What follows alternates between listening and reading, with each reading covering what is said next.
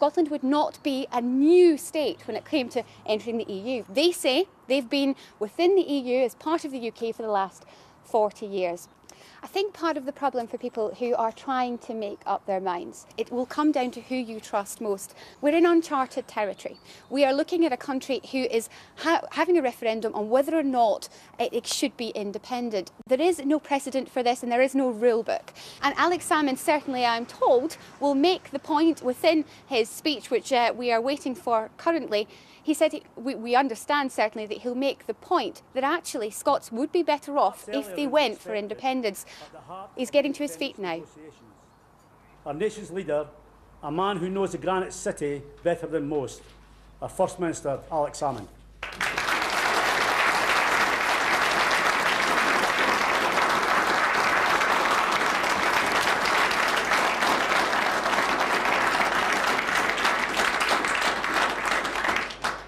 Thanks very much, Tony, and thank you to Business for Scotland for providing me with the opportunity to make the speech today. I should also thank you for the advert for Aberdeen and the North East of Scotland, and indeed for the Marcliffe Hotel, the finest hotel in the North East of Scotland, and one which I've got fond memories of, given that I declared my intention to run as SNP leader back here in 2004. And it's worth thinking then that there wasn't that many people around Scotland who believed that there would be an SNP government in 2007, never mind a majority SNP government in 2011, and it would be now just a few months for a referendum where the people of Scotland have the opportunity to take the future of this country into our own hands. Tony previewed some of the points I'm going to make, and let me just take up one of the points he said. I want to set out today 4 points of real importance for people as they make up their minds on whether Scotland should be an independent country. I want to emphasise first that, in contrary to the destructive campaigning style and rhetoric of the Westminster establishment, the Scottish Government intends to continue to be constructive and positive about the future of this country. I believe a positive campaign will always win out over a negative campaign, and I also believe that attempts to dictate from on high the terms of this debate seriously underrate the strength of the democratic process in which we're engaged. They also badly misread the nature of Scotland and the character of the Scottish people. Secondly, I do want to address the specific arguments made by the Tory Chancellor to justify his opposition to our proposal for a currency union between the rest of the UK and an independent Scotland. Thirdly, I want to discuss the politics of why that currency intervention by all three Westminster parties acting in concert has already backfired so badly on them. And fourthly, I'll argue not only Scotland, to use exactly the terms that Tony set me in the introduction, not only Scotland could be an independent country, but that we should be an independent country, and indeed we must become independent if we are to provide the economic and social advances the people who live here deserve to have. Now, after the SNP victory in the 2011 election, the Westminster Government, in my view, initially at least, demonstrated a spirit of cooperation. Now, of course, there were some exceptions to that rule. When visiting the North East of Scotland in November 2011, the Chancellor of the Exchequer declared that he absolutely knew, that merely having the referendum was putting off inward investment into Scotland. Since then, inward investment had surged to new highs in Scotland, and our unemployment rate is now 6.4% compared to the UK average of 7.1%. I saw the BBC News headlines today pointing out the continued growth in the Scottish economy and that business optimism was now at a record high, in contrast to the Chancellor's forecast of just over 2 years ago. Mind you, compared to most Treasury forecasts, these are small errors in the Chancellor's judgment. However, it is instructive to think about it when we consider what you had to say last week. However, in 2012, despite the Chancellor's misgivings, the Prime Minister and I signed the Edinburgh Agreement to ensure that the referendum on independence could take place in a legal and consensual manner. In that agreement, both governments vowed to respect the result of the referendum, whatever the outcome, and to work together constructively in the best interests of the people of Scotland and the rest of the United Kingdom. That was the basis of Clause 30 of the Edinburgh Agreement. In the event of a yes vote, it is my estimation that that spirit of constructive cooperation will indeed take place. After all, it's in everyone's mutual interest for that to happen. However, we're now in a campaign period, and the Conservative Liberal Democrat government has abandoned cooperation, and that's been echoed by figures in the Labour Party who, in my estimation, should know a great deal better. For example, on Thursday, George Osborne peppered his speech with references to Scotland as a foreign country. Let me be clear. For Scots, whether independent or not, the rest of the UK will never be foreign. Indeed, the Government of Ireland Act of 1948, negotiated after infinitely more difficult circumstances than we have, specifically states that Ireland is not to be regarded as a foreign country. And so, despite the Chancellor's campaign rhetoric, I don't believe his former language represents any significant view in Scotland, or indeed in England, Wales, or Northern Ireland. And then, of course, there's been the UK's diplomatic offensive against independence. A previous Foreign Office Permanent Secretary once told me that we should regard the Foreign Office as Scotland's foreign service. Clearly not now.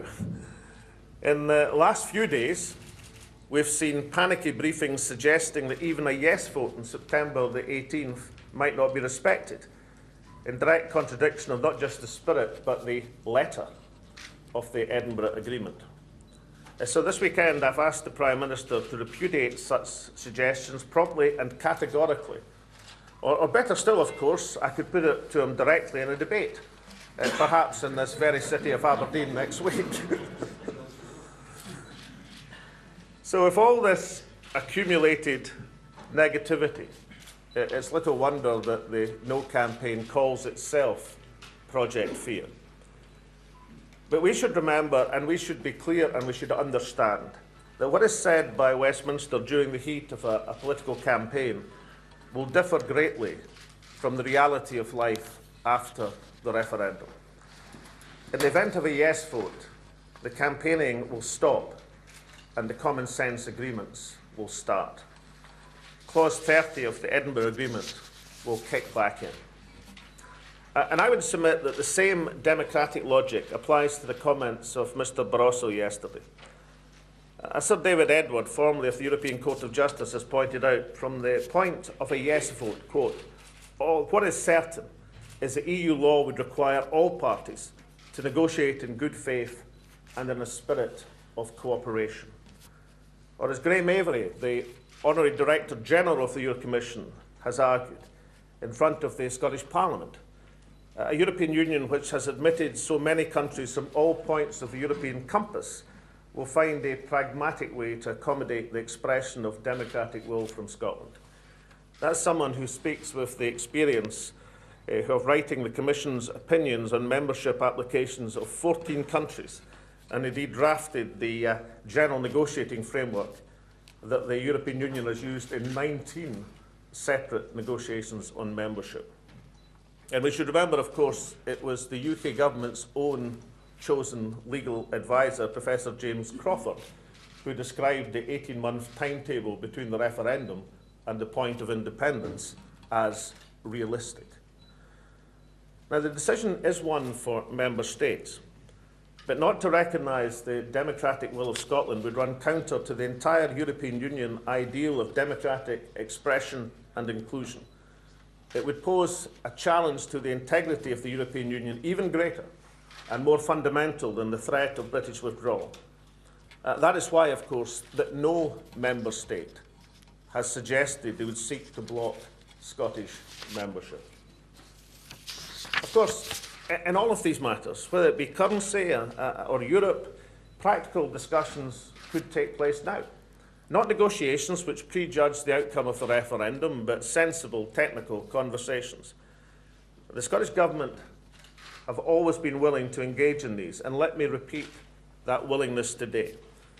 Indeed, they would be the same sort of helpful technical discussions which have already taken place with the politically independent Bank of England. And that brings me to my second point. The case against an agreed sterling zone made by the Chancellor last week. Now, the Scottish Government's Fiscal Commission Working Group has already set out a range of viable currency options for an independent Scotland. That work is ongoing, and the chair of the Commission, Crawford Beveridge, has set out today how that work will proceed. In their report published last year, the group, which is made up of internationally renowned economists, including 2 Nobel laureates, concluded that sharing the pound in a sterling zone was the best option for Scotland and for the rest of the United Kingdom. Just let's recall for a second who comprises the membership of that working group. Professor Sir James Mirrlees, Professor Joseph Stiglitz, Professor Andrew Hughes-Hallett, the Irish economist Francis Ruane, and chaired by the former Chief Executive of Scottish Enterprise.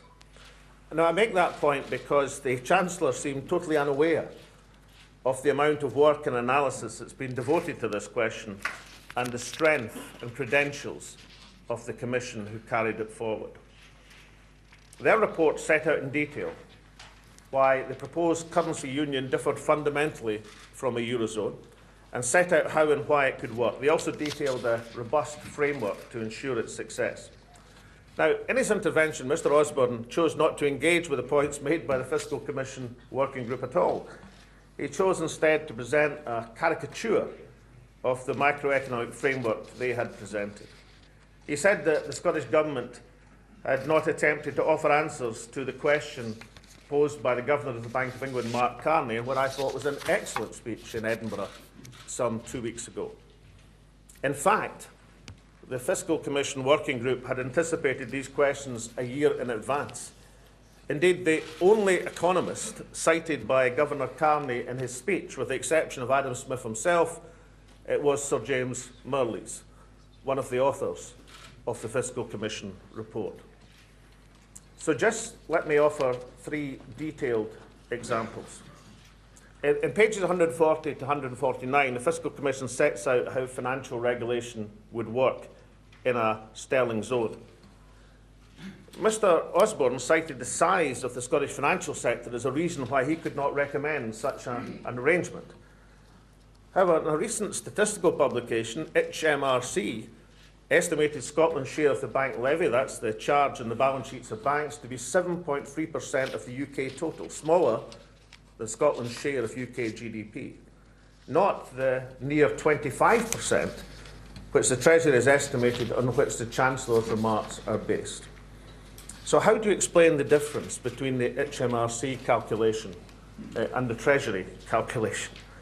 Well, the Treasury achieved its figures by the inflation of the Scottish financial sector by just allocating London-based assets to Scotland. For example, the greater part of the banking assets allocated to Scotland is the RBS Markets Division, which is located in the City of London, has always been located in the City of London, is now 80% owned by Her Majesty's Government, and in any case will soon be ring-fenced by the Vickers reforms.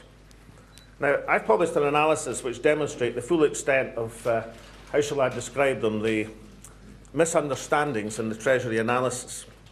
Because the point is, until these London-based assets are placed beyond country guarantee, they would have to be secured by London Government under any constitutional arrangement. Now, despite that, the Fiscal Commission set out proposals of how we could proceed jointly and cooperatively with shared risk across these islands. In other words, looking at that analysis, one of the Chancellor's key arguments rests on a complete misrepresentation.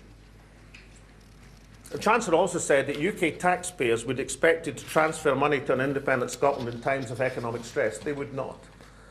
The Chancellor said such a shock could occur if there was a sharp fall in the oil price.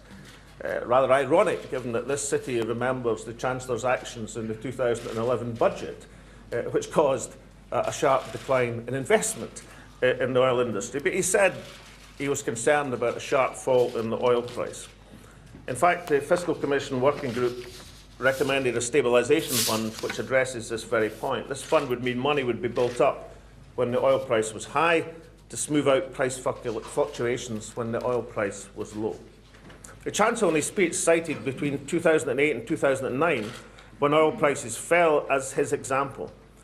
In fact, in both years, with oil prices low and oil prices high, Scotland's finances were healthier than the UK as a whole. In 2008-9 by a lot, and in 2009-10 by a little. The Fiscal Commission did recommend a fiscal sustainability agreement with overall objectives for ensuring that net debt and government borrowing do not diverge significantly. But these would be sensible rules for any country, whether in or out of a currency union. Any country would seek to adhere to such rules. Such an agreement would still allow control over fiscal levers, employment policy, competition policy, and a huge range of other measures which in turn boost economic resilience. Some of these levers are detailed on page 203 of the Fiscal Commission report. Famously in the Scottish Parliament recently, they were described as small things, wee things. In fact, they are the major stuff of what makes an economy work and viable, and how the government can influence and help business and the economy to grow, as well as to ensure social justice in a country. Thirdly, the Chancellor downplayed the disadvantages to the rest of the UK from a sterling zone. He said you don't need to be in a currency union to trade with other countries. No, you don't. But it can impose a cost, a big cost. Now, I'm publishing today an estimate of the transaction costs he, that's the Chancellor, would potentially impose on businesses in the rest of the UK if he tried to force Scotland into a different currency. They run to many hundreds of millions of pounds. Now, my submission is that this charge, let's call it something, let's call it the George tax. My submission is that this would be impossible to sell to English business, to be charged by their own Chancellor for the privilege of exporting goods to Scotland. In fact, if you remove oil and gas from the equation, something incidentally that Westminster Treasury often does, but if you removed oil and gas from the equation, Scotland is one of the very few countries in the world with which England has a balance of trade surplus. The Chancellor also downplayed the £30,000 million contribution of Scottish oil and gas production to the sterling area's exports. He ignored the fact that remaining as a single currency area provides transparency of pricing, no exchange rate risk, strengthening the efficiency of the market to the benefit of consumers in Scotland and the rest of the UK. And he chose to disregard that the UK government itself has argued that being part of a currency area with reduced transaction costs, quote, improves specialisation results and better allocation of resources and has a positive impact on both productivity and growth. In short, what was presented by Mr Osborne was not an economic assessment, but a campaign tactic. It was a tactic which included the rather curious attack on the Scottish Government on lack of fiscal rectitude. This was from a UK Treasury which since 2005, under 3 Chancellors but only 1 Permanent Secretary, has borrowed a mind-boggling £780 billion out of a total UK debt of 1.25 trillion. In other words, more than half of that mind-boggling 1.25 trillion has been borrowed since 2005. In contrast, since 2007, John Swinney, as Scottish Finance Secretary, has lived within a balanced budget. Not an easy thing to do, given that budget was being squeezed year by year. And this almost casual dismissal by Westminster of the Fiscal Commission's work was accompanied by a unique and one-sided Westminster view of what constitute assets and liabilities.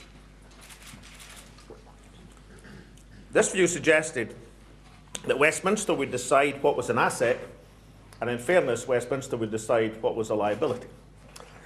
The accompanying Treasury paper, on which the Chancellor presented much of his case, asserted this point.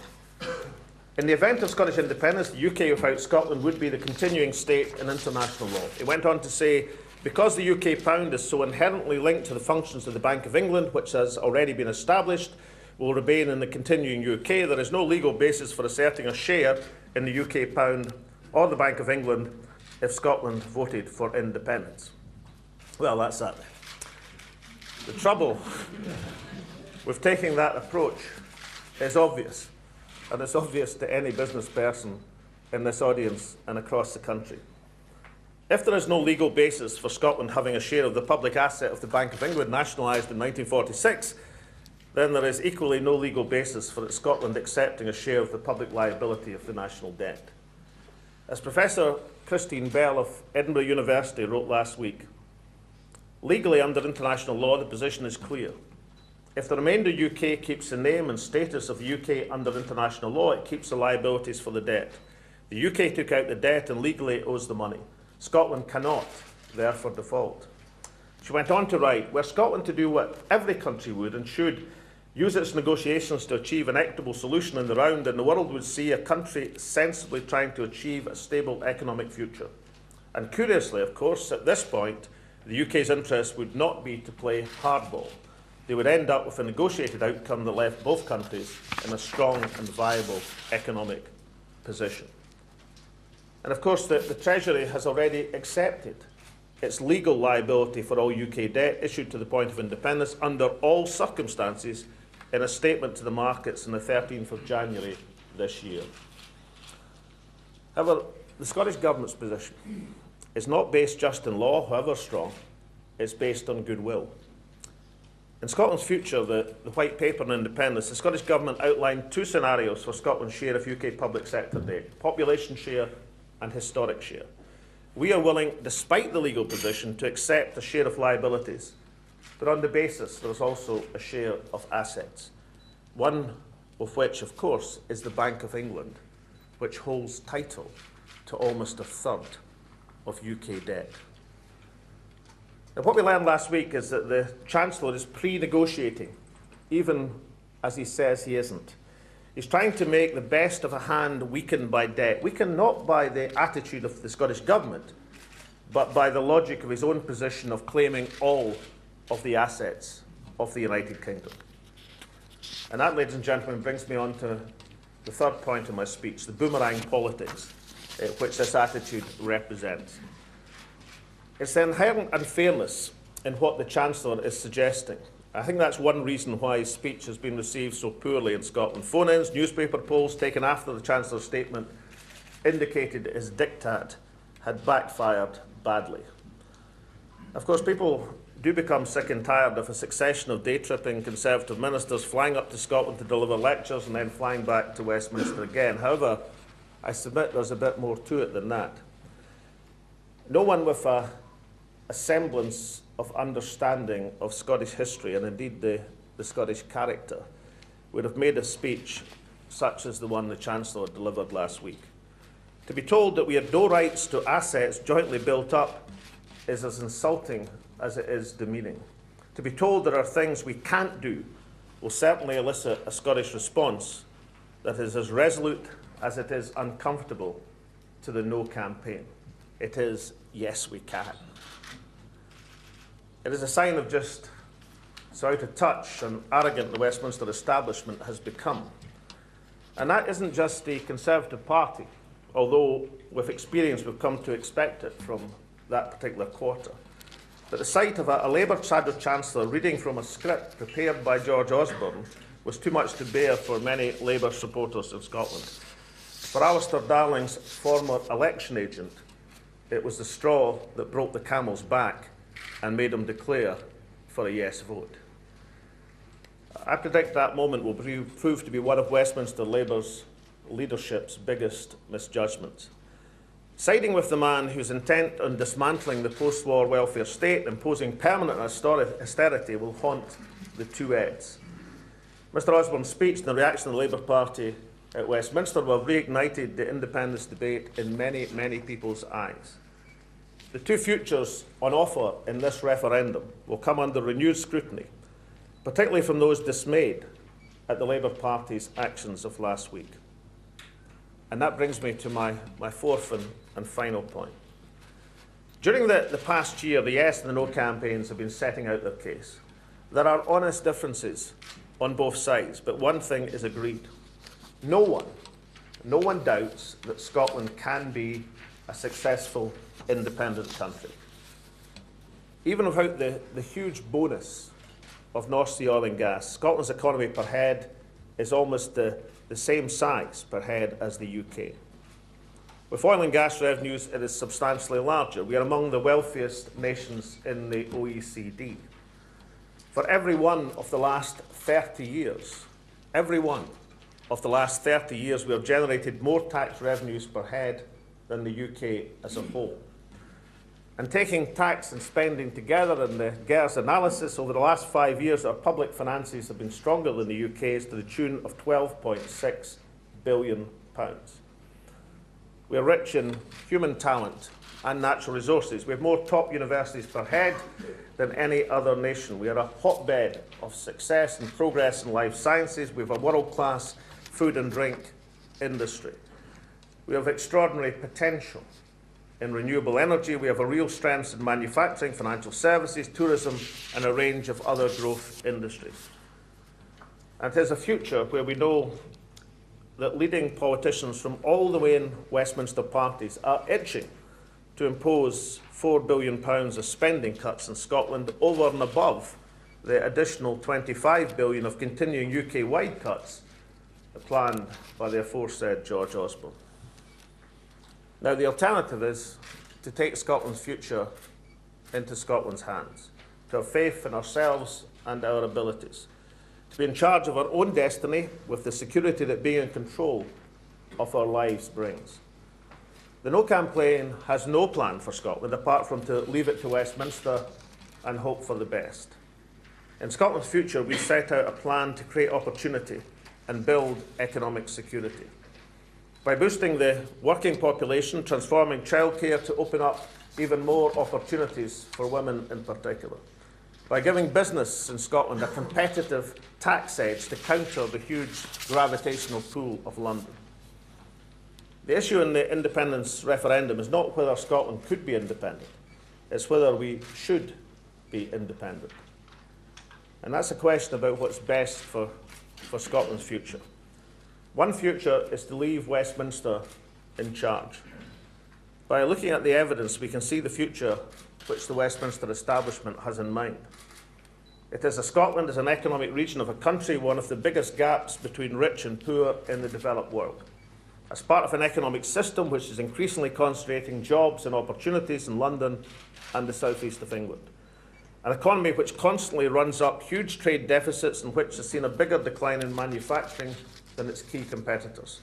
It's a future presided over by politicians who tell people in Scotland we can't be independent because we'll face a future in a declining working population, and at the same time impose policies to reduce that same working population and its potential. By creating a new partnership between employers, employees and governments to boost productivity, by using the levers and policy levers we'll have to rebalance the economy, boost research and development to expand trade, by allowing decisions which to be taken about Scotland by the people who care most about Scotland, the people who live and work in this country. Now, we can do this, all of this, while cooperating in a partnership of equals with our closest friends in the rest of the United Kingdom. That is what we can do, ladies and gentlemen. And that's why we can and should, and indeed we must, become an independent country. Thank you very much.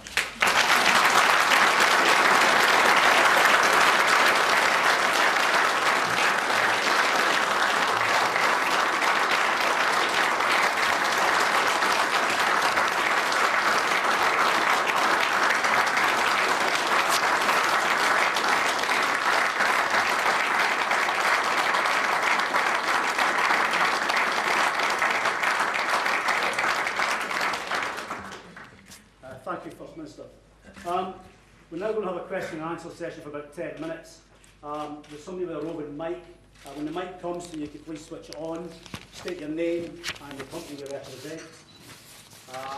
So do you have any questions? Sandy Adam. Hello, Sandy Adam from Springfield Properties. I have a business in Scotland, throughout Scotland, and also in Germany.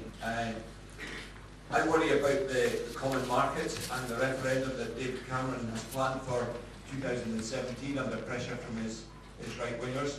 And I worry that Scotland could find itself out with the common market against our wishes if the rest of the UK vote to come out. And I wonder what the First Minister's views on that. Well, I think you're right to have these concerns, Sandy, but let's put it this way. If Scotland votes yes for independence, there's going to be effectively two sets of negotiations going on with regard to our position in Europe. There'll be the negotiations about Scotland, which has been part of the European Union for 40 years, a country which democratically has voted to become independent and wants to be part of the European Union. And then, potentially after the UK general election, there'll be a set of negotiations with a country which wants to rewrite the essential treaties of the European Union and has pledged to have an in-out referendum on Europe. Now, my submission is that the set of negotiations which are more likely to be successful are the ones where Scotland wants to be part, as an independent country, of the European Union, than the set of negotiations which, at the very least, have a great ambiguity about how politics has been driven south of the border. Therefore, I think we're entitled to say that the real threat to Scotland's position within the European context is the direction of Eurosceptic politics which prevails at Westminster, not just in terms of UKIP, but in terms of right into the political establishment of the Conservative Party. I think in these circumstances, the positive discussions wanting to be part of Europe are the ones that will prevail.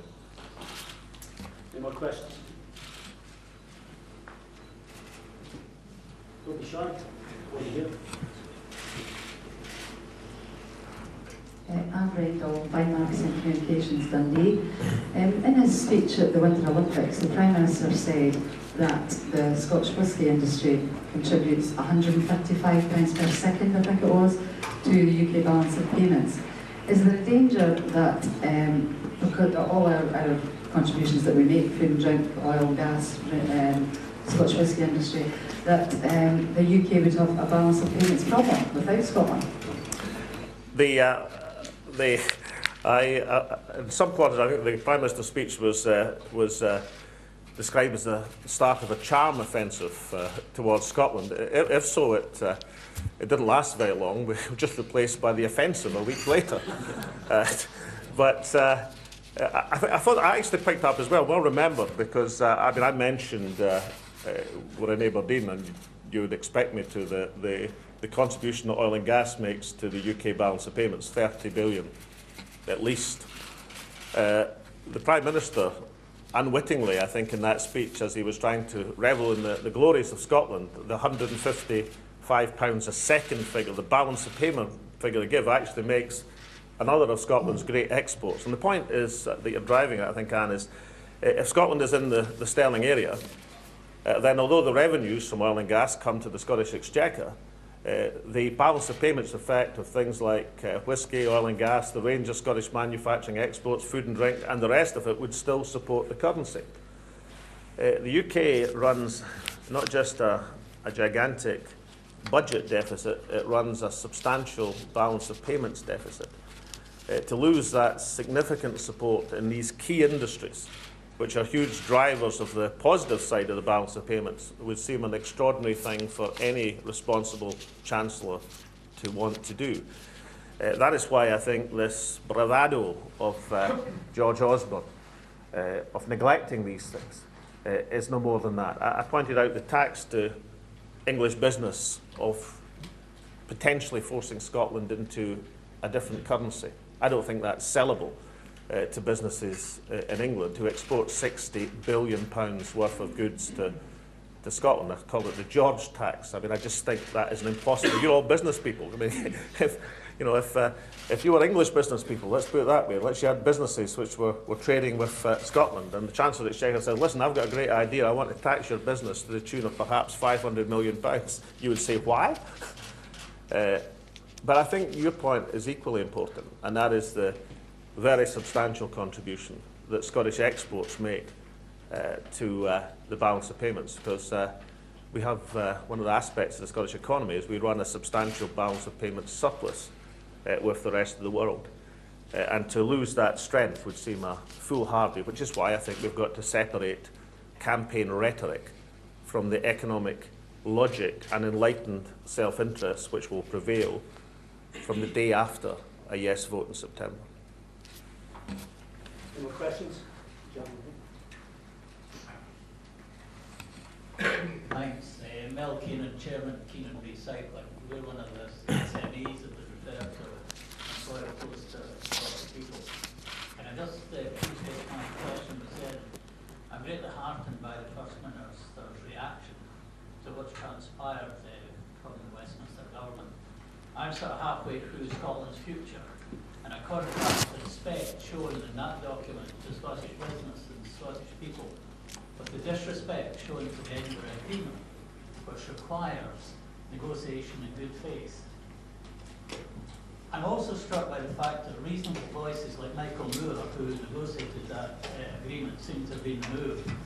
My question to the First Minister is, are there others within the Westminster establishment or within the Yes campaign who have a more reasonable approach, and there are people that we can deal with? Because I'm struck again by our constructive approach, and I'm mindful of what Gandhi said when he was campaigning for India's independence. He said, the English are our friends, and when they leave we must continue to be friends.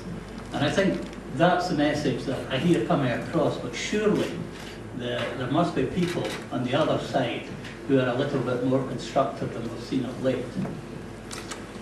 I congratulate you on being halfway through it. You're 85,000 words in, only 85,000 words to go.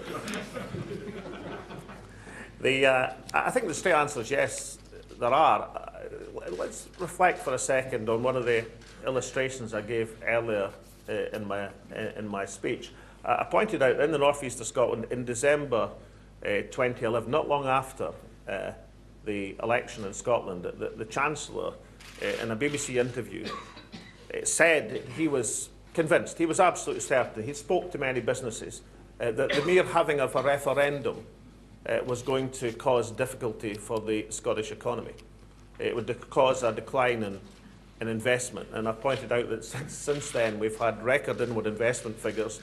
Our unemployment is significantly lower than the UK as a whole, and the BBC report this morning, job vacancies rise as business confidence at new high in Scotland. And I made the point that it didn't say much for the Chancellor's powers as an economic forecaster, or perhaps the business contacts that he was speaking to. Perhaps he should have spoken to some folk in this room. But I think there's another aspect to that, more than just poking fun at George Osborne's crystal ball. And that is that after he said that, after he said, look, having a referendum in itself is going to be a huge problem, the Edinburgh Agreement was negotiated, as you rightly say, by Michael Moore and the Prime Minister.